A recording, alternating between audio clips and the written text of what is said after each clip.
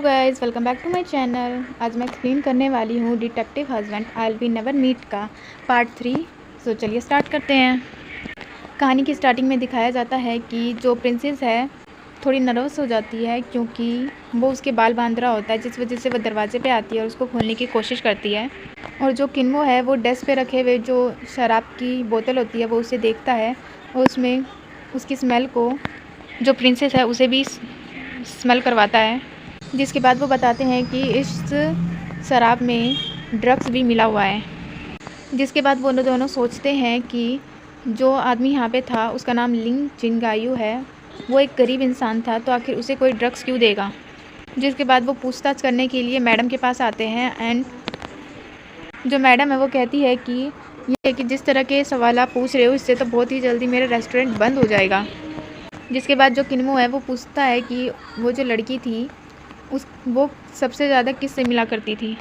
जिसके बाद जो मैडम है वो बताती है कि वो सिर्फ लिंगायू से ही मिला करती थी, वो उसी के सबसे ज़्यादा करीब थी और उसी के साथ घूमने जाया करती थी और मुझे कुछ नहीं पता, जो कुछ भी मुझे पता था वो मैंने आपको बता दिया। जिसके बाद जो प्रिंसेस है वो बहुत ही गुस्से में चिल्लाती है और कहती है कि तुम झूठ बोल रही हो ना।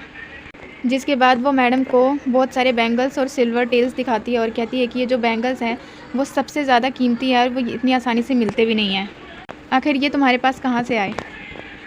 जिसके बाद जो मैडम है वो कहती है कि मुझे सच में इस बारे में कुछ भी नहीं पता है। जिसके बाद जो किन्मो है वो कहता है कि क्या मैं तुम्हें इसी रेस्टोरेंट में हमेशा के लिए बंदी बना दूँ।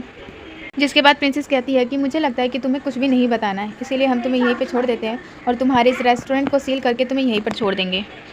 जिसके बाद जो मैडम है वो कहती है कि मैंने झूठ नहीं बोला है, मैं सच बता रही हूँ, वो जिन लिंगायू के साथ ही घूमती थी। जिसके बाद किन्मो कहता है कि वो बहुत ही ज़्यादा गरीब था, उसके पास इतने सारे पैसे कहाँ से आए। जिसके बाद जो प्रिंसेस है वो भी इस बात पे एग्री करती है और वो मैडम से पूछती है।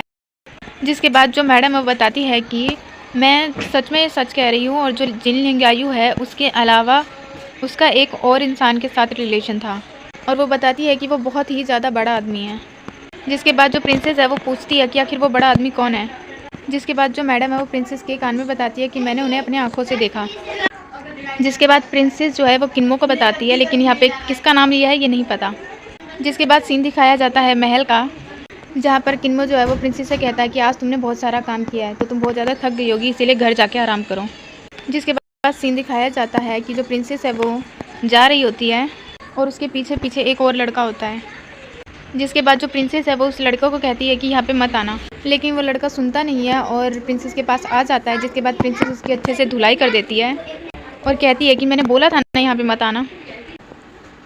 जिसके बाद वो वहाँ से जाने लगती है और तभी जो किन्मो है वो आ जाता है और वो उस पर भी अटैक कर देती है। जिसके बाद जो किन्मो है वो कहता है कि तुम्हें नहीं पता कि रास्ते में कैसे संभल के चला जाता है। और जो प्रिंसेस है वो कहती है कि आखिर आप यहाँ पे क्या कर रहे हो। जिसके बाद जो किन्मो है वो कहता है कि मुझे तुम्हारी फ़िक्र हो रही थी, संभल के चला करो। जिसके बाद प्रिंसेस कहती है कि क्या आप मुझे मेरे घर तक छोड़ने जाएंगे। जिसके बाद प्रिंसेस मन में सोचती है कि अगर किन्मो मुझे मेरे घर तक छोड़ने आया फिर तो उसे पता चल जाएगा कि मैं कौन हूँ।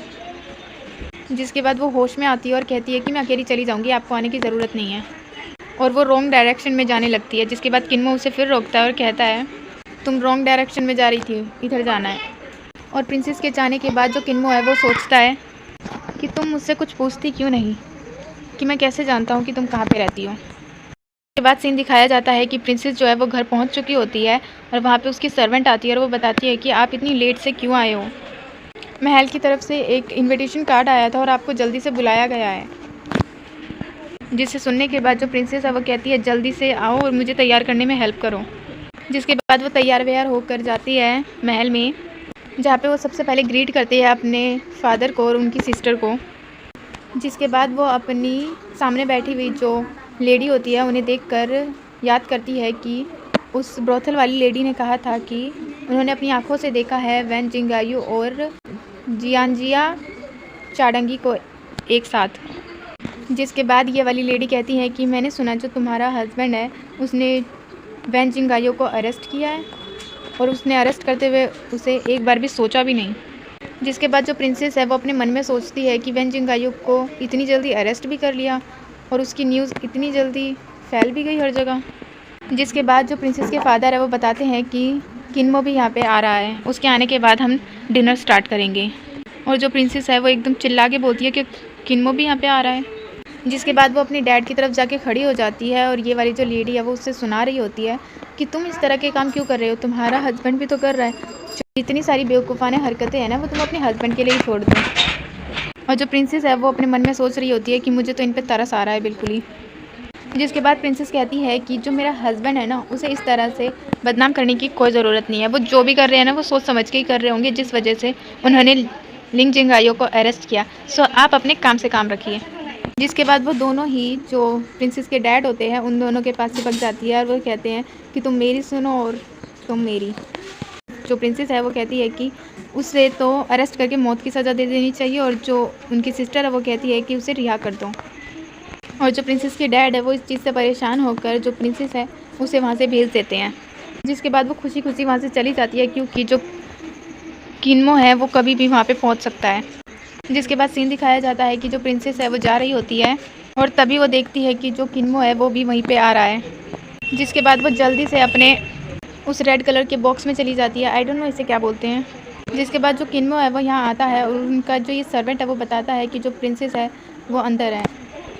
जिसके बाद जो प्रिंसेस है वो बताती है कि जो मेरे फादर इन लॉ है वो यहाँ पे आ चुके हैं और मुझे जो ये हाइनेस है उनसे बहुत ज़्यादा इंपॉर्टेंट बात करनी थी, जिस वजह से मुझे यहाँ से जाना पड़ रहा है। जिसके बाद जो किन्मो है वो समझ जाता है कि ये बहाना बना रही है और उसके बाद वो पूछता है कि आप ठीक हो ना।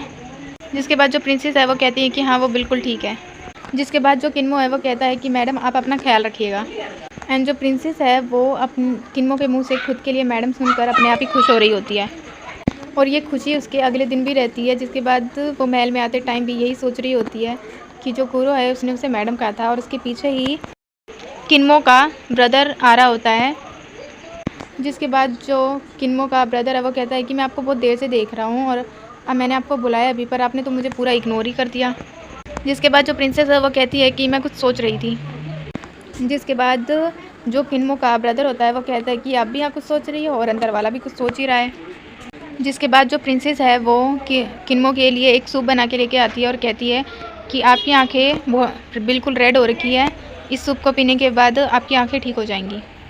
लेकिन जो किन्मो है वो कहता है कि इसकी कोई ज़रूरत नहीं है, तो मेरी चिंता मत करो। जिसके बाद जो प्रिंसेस है वो कहती है कि आपकी चिंता कर ही कौन रहा है यहाँ पे। जिसके बाद किन्मो बताता है कि जो यो हाइनेस है उन्होंने हमें 7 दिन दिए हैं लिंग जिंगायो के खिलाफ सबूत ढूंढने के लिए। और जो प्रिंसेस है वो ये सुन के शौक हो जाती है कि सिर्फ 7 दिन।